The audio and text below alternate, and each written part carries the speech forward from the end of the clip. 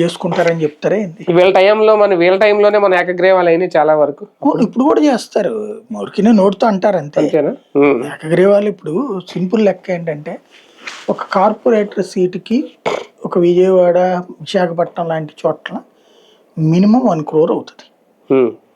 జగన్ టైంలో ఏం చేశారు? ఏకగ్రీవాలు అవతల ఉన్నటువంటి వాడికి 10 లక్షలు 15 లక్షలు ఇవ్వడం తెలుగుదేశం క్యాండిడేట్కి.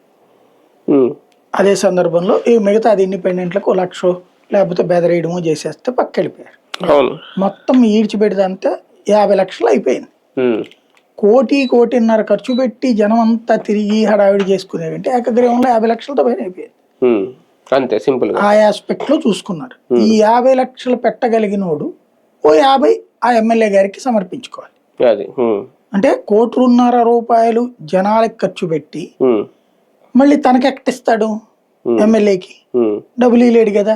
పైగా స్థానిక ఎన్నికలు అంటే గెలిపించి తీసుకురావాలన్నాడు కాబట్టి జగన్ తాము జేబులోంచి డబ్బులు పెట్టి గెలిపించాలి. వీళ్ళందరూ అంతే కదా. ఒక అభ్యర్థి మీద మినిమం 50 లక్షలు పెట్టాలా? అంటే అంత ఖర్చు పెట్టగలిగినటువంటి వాడిని తీసుకొచ్చుకోవటం, లేదా తను ఖర్చు పెట్టడం.